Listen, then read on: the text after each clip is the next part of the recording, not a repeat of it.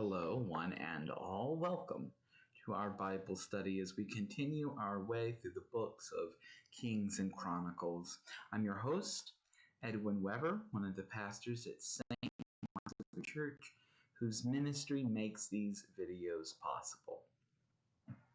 Last time, we ended with God's warning that the kingdom would be torn from Solomon and his sons, though not completely, due to Solomon's other god worship. Now, we've heard this metaphor of tearing the kingdom away. If you remember all the way back in Samuel, you remember that when Saul was told the same thing by Samuel when he lost favor with God. So it's a powerful image to use here. Now, just like there was a rebellion at the end of David's life, the seeds of yet another rebellion have been planted before the aged King Solomon's death. There was this man, his name is Jeroboam, and Jeroboam is approached by the prophet Ahijah, who takes his cloak off and divides it, tears it into 12 different pieces. And he gives 10 pieces to Jeroboam and keeps 2 for himself, saying that God will give to Jeroboam 10 tribes of Israel, but leave 2 for Judah and the descendants of David. And again, this all happens before Solomon's death, and it's a reaction to his idolatry. And the Bible makes it clear that Jeroboam is but a tool that is used for God's judgment. Now, it's not super helpful, but Solomon's son, who takes the throne after his father's death, his name is Reheboam. So we have Rehoboam and Jeroboam, 2 names that sound so alike. It's a bit hard to keep them straight. And they're most definitely not brothers. Now, Jeroboam and a whole bunch of the leaders of Israel, they approach Rehoboam, Solomon's son, and say to him, "Your father made our yoke heavy. Now, therefore, lighten the hard service of your father and his heavy yoke that he placed on us, and we will serve you." Now, of course, you may remember that under Solomon there was a lot of public building projects, lots of commerce. But in order to make such things happen, Solomon relied on taxation and conscripted labor. And today, those things would be pretty unpopular, or maybe even illegal in the case, of course, of forced labor. But regardless, they weren't popular in Solomon's day, too. But Solomon made things work. Solomon is wise in that way. And that's something that's really important. The difference lies in the political nature of things. Under Solomon, the wise, just ruler of Israel, it would seem that civil order in society allowed for the king to draw upon the nation's resources like never before. But Rehoboam is no Solomon. That is for sure. He does not have his father's wisdom, and we see that in this passage here. So after Rehoboam is approached by Jeroboam and these other leaders, first thing he does is he stalls for time. He asks for 3 days to consider the proposal. And then what he does is he speaks with the wise advisors, the same men who advised his father before him. And he asks them what he should do. And universally, the advisors recommend and counsel Rehoboam. They say, capitulate, appease them, do what they're asking for, because, you can kick the can down the road and make things change, but if they are rebelling against you, you got to secure your reign up front. So then Rehoboam dismisses the wise rulers, and he calls in his friends. The Bible says these are young men who Rehoboam has grown up with. And the thing is, they have a very different take on the political situation. What they say is, "Thus you shall speak to the people who said to you, 'Your father made our yoke heavy, but you must lighten it for us.' Tell them, 'My little finger is thicker than my father's thigh.'" Now, basically, what they suggest is that Rehoboam literally doubles down on the policies of his father, and continues this aggressive taxation, forced labor, things like that. And what I struggle with is that Rehoboam, they want him to do this, but there's not a clear political means to do it, nor is there a rationale for why it should be done. The whole idea here seems to be that, they're just simply looking for authority in this new king. They're looking for obeisance and obedience. These are things that we do associate with kings and authoritarian rulers, dictators, just absolute obedience. But it is something that is very different from the godly perspective of what makes a good king. This king definitely is very far removed from the kind of kings that the Israelites envisioned when they first asked Samuel for a king. But it's exactly the kind of king that Samuel warned them about. Now, in the end, Rehoboam decides to listen to his friends and not his father's advisors, really demonstrating that he is not wise like his father is.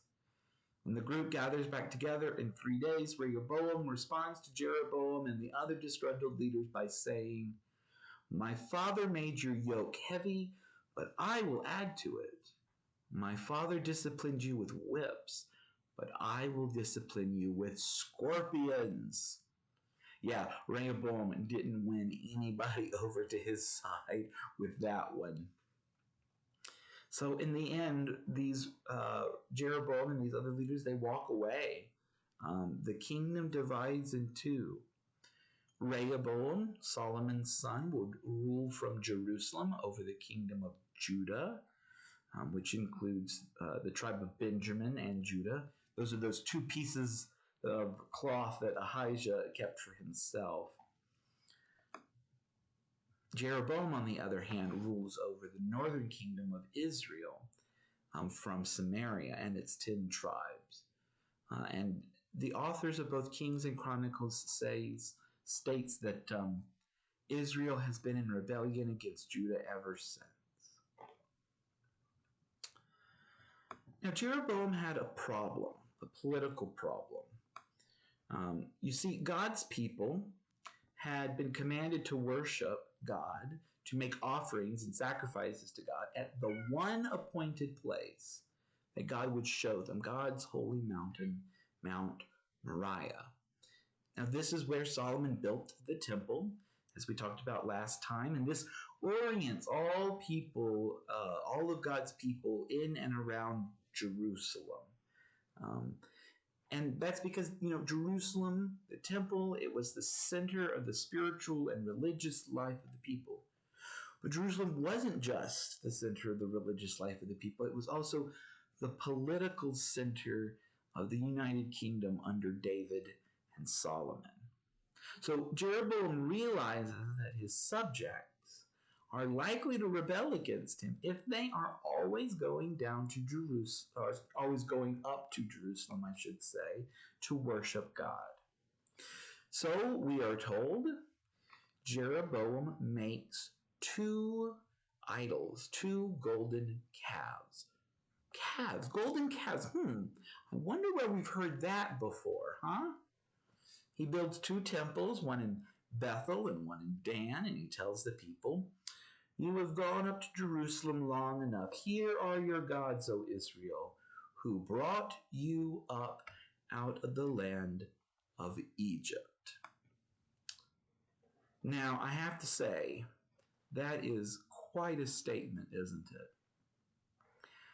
It was Solomon's idolatry which ended the United Kingdom. And the very first thing that Jeroboam does with his reign is idolatry, other god worship. And we live in an age of religious a plurality. I am somebody who is all in favor of religious tolerance. And so sometimes I struggle with the no other God worship. I understand for myself, but not the demand on others. But this commandment makes a lot more sense when we realize that what's going on here and the nature of other God worship, because what Jeroboam does is he ascribes the deeds of God who brought Israel out of slavery in Egypt. He ascribes those actions to two false gods that were created in order to remedy a political crisis. I can't imagine what it must have been like to be God and for that to happen. Must have cut God's heart deeply. And this is really where the ugly truth about the kings comes out. Because the vast majority of kings are not going to be good. They will go out and they will worship other gods. I found this chart, which you may find helpful. You can notice that, the lightly colored kings are bad kings. There's sort of a middle gray color that's a sort of a mix of good and bad, and there's a dark gray for good kings. And you can see that there's really only, after this point, there's only about 4 good kings. And the vast majority of them are not good. Now, some of these good kings, they fully or partially restore in the kingdoms proper worship of the Lord, but most of them seem to be even bigger disappointments than Saul. In the narrative of Kings and Chronicles, most of these kings have very little said about them. Many of them are just names on the pages of biblical history. And for those kings that do have their deeds, described in these books, some more extensive stories, there are very few which have significant spiritual relevance from our point of view. And I think this is really exemplified in the fact that very little of the story of these kings make it into our lectionary. And our lectionary, of course, is the cycle of weekly readings that we use in worship. We will look at some of the kings specifically at this point, both the good and the bad after Reheboam and Jeroboam. But at least in the book of Kings, we see a shift away from court intrigue and succession crises and back to the story of God's people. Back to the story of prophets, in particular 2 prophets, whose names are Elijah and Elisha. Today we're going to focus on Elijah and his ministry during the reign of the kings. Now, in Israel, that would have been the northern kingdom. The northern kingdom that was not attached to Jerusalem, not attached to the descendants of David. They had been worshiping other gods since the days of Jeroboam. But now a new king arose, King Ahab. And he took as his bride Jezebel. And the two of them engaged in a large-scale overhaul of the religious life of Israel. Because Ahab and Jezebel bring the worship of Baal to the forefront in Israel. We're told that Ahab did more to provoke the anger of the Lord, the God of Israel, than had all the kings of Israel who were before him. And it is in this context that the prophet Elijah arises. Elijah goes before Ahab, and he says to him, he gives a prediction. He says, let's see here, as the Lord, the God of Israel lives, before whom I stand, there shall be neither dew nor rain these years, except by my word. Now, what Elijah says here is quite interesting. He doesn't explicitly condemn the worship of Baal, or the rule of Ahab, but he does invoke the name of God in defiance of the worship of Baal. And he predicts as judgment this drought and famine.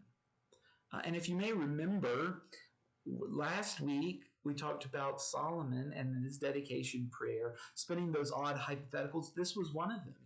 If your people forsake you and a drought comes in the land, Solomon prays for forgiveness and mercy from God.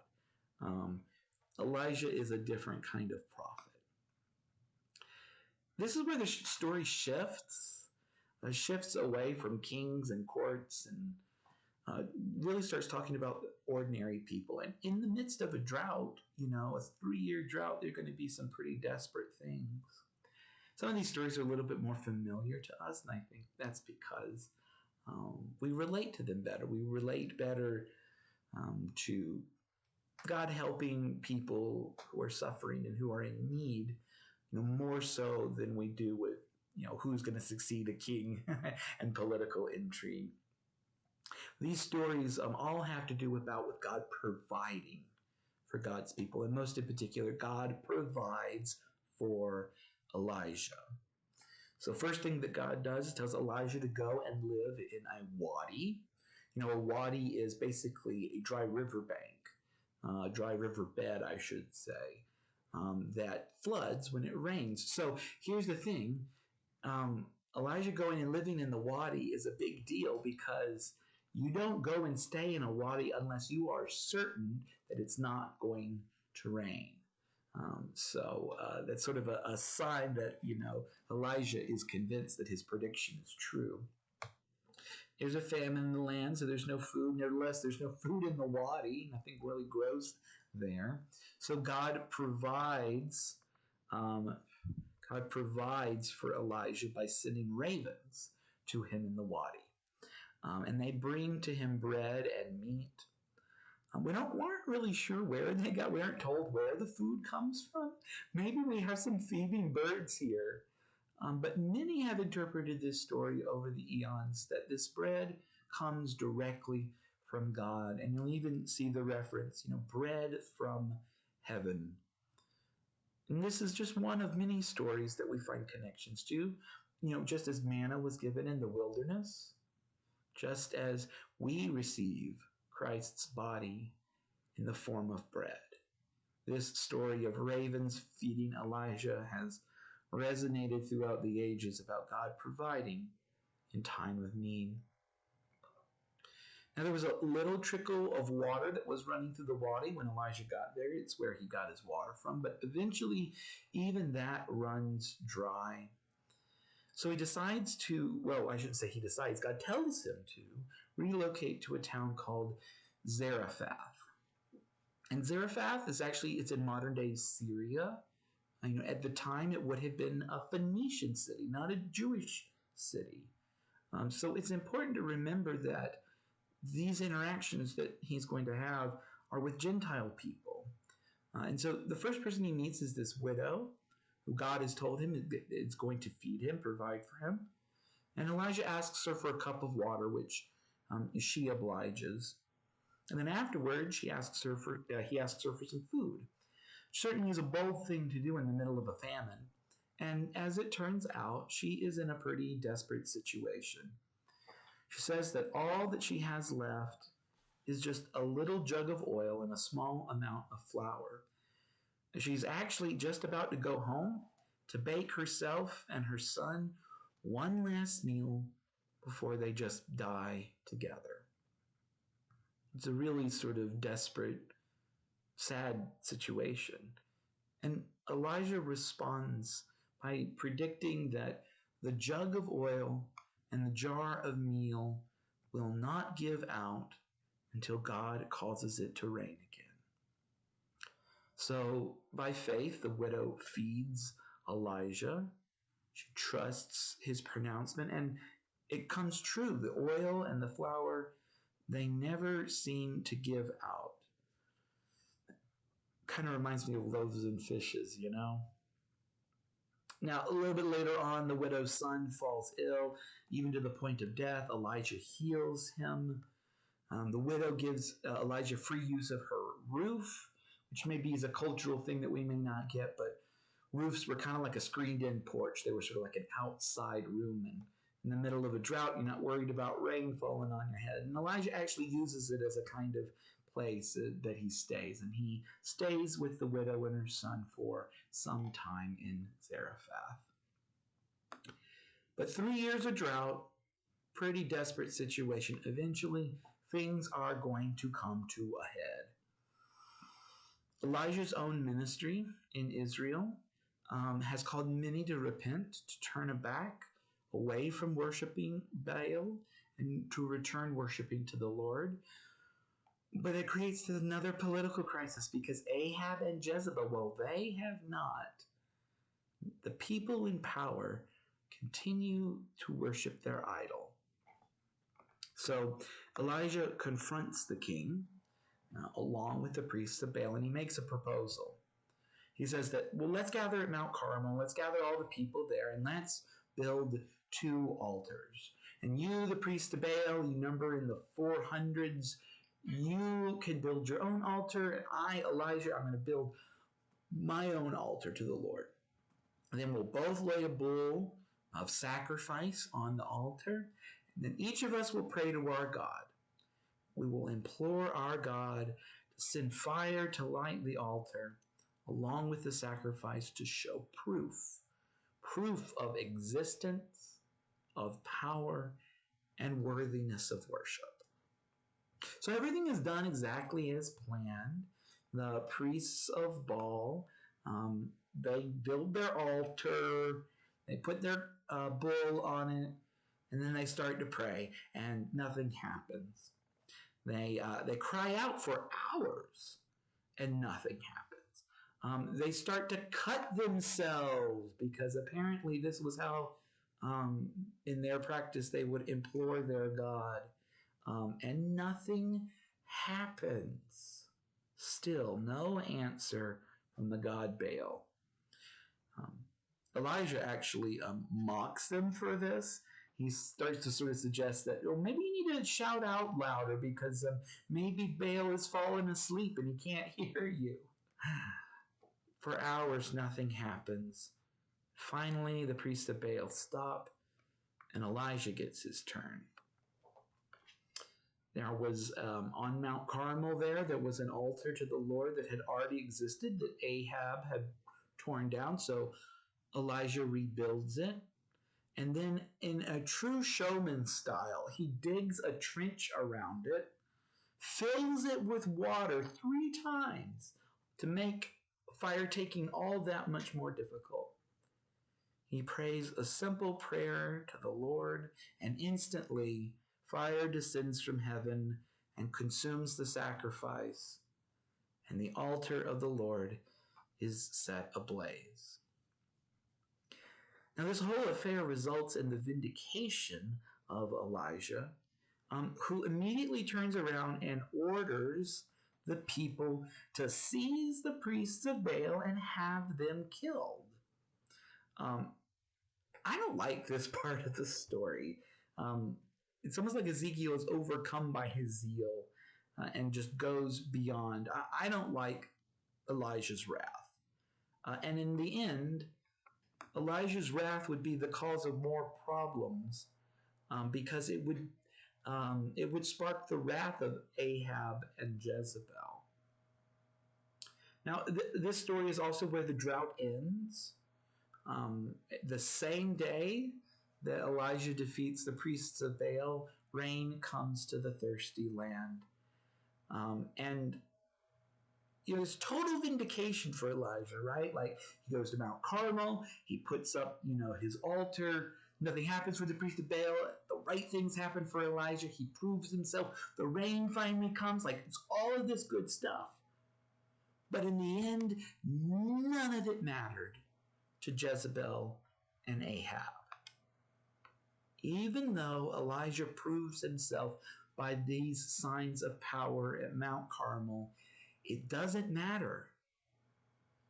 Jezebel is determined to kill him, and so Elijah has to flee for his life.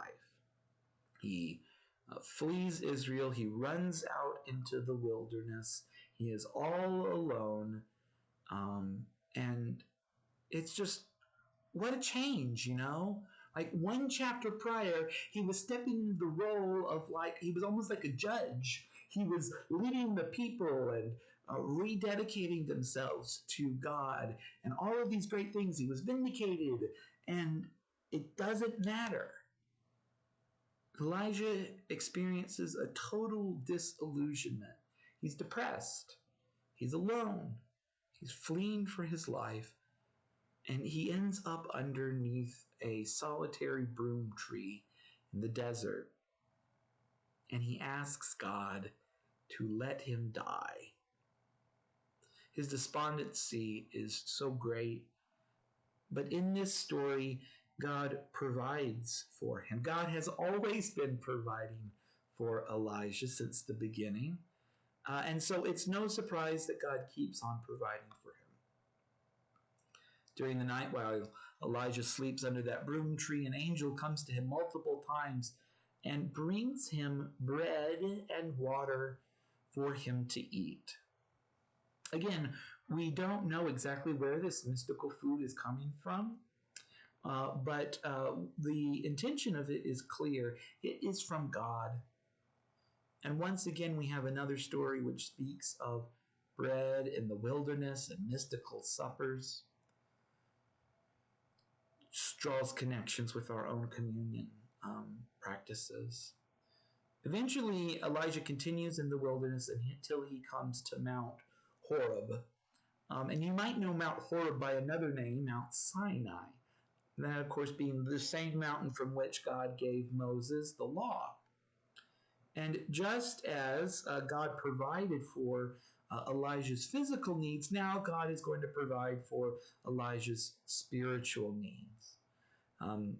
Mount Horeb, this whole instance, is sort of a chance for retreat and renewal, spiritual renewal, because Elijah literally goes back to the place where the great covenant of the law was made. He goes back to the source, in a sense, right?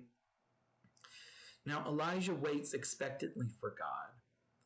But if you know this story, you know that God doesn't come in the things, the great and terrible things. God is not in powerful, mighty acts.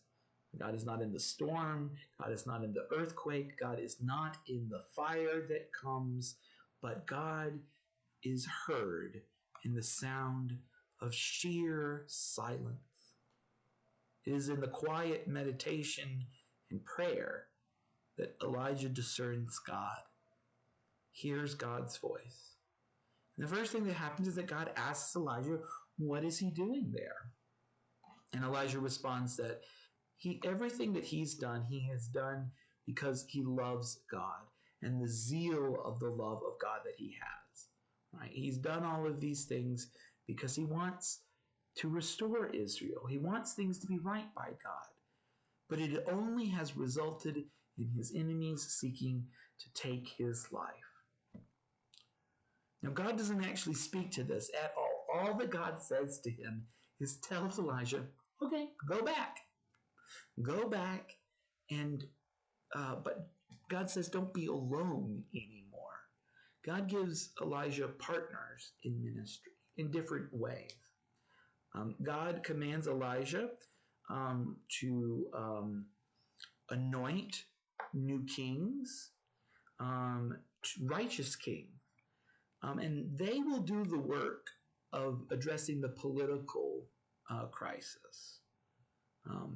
And Elijah is also asked to anoint a new prophet, a new partner in ministry to be with him. And this new prophet is the prophet Elisha. Now we have Elijah and Elisha, another pair of names that's a bit hard to keep track of. And Elijah and Elisha would continue their prophetic ministry, living in and among God's people, providing for their needs, and being prophets in the face of idolatry. They do overlap, and we're going to look a little bit more at Elisha's ministry next week. And they both continue their ministry in the face of kings and emperors and the powers that be. When Elijah's ministry was coming to an end, it was revealed to Elijah that he would not die, but rather be taken by God to heaven. So he and Elijah, they go across the river Jordan into the wilderness where they are separated by chariots of fire. And Elijah is taken into heaven in this great whirlwind. And this is how Elijah is sort of taken into heaven. This is how his story ends. He doesn't die, but is taken to heaven. And it really is an extraordinary ending for one of God's most amazing prophets. Elijah's ministry is very interesting. It has a lot of interesting connections with other things. Next time, as we look at Elisha's ministry, we're going to look at how both Elijah and Elisha's ministry share a lot of similarities to the ministry of John the Baptist and Jesus. The reign of kings is full of questionable actions by those kings. There are good, God-fearing, righteous people who live in these times too, but most of them aren't kings. Most of them are ordinary people. And the stories about Elijah and the widow of Zarephath show us that. Maybe in the face of our own contemporary political challenges, we can find hope. Hope to know that even during the darkest reigns of one of the most wicked kings in Israel, God still works, sends prophets, provides for those in desperate need, and works for the redemption of all of God's people. I think that's a pretty good note to end on for now. Thanks for joining me, and peace be with you.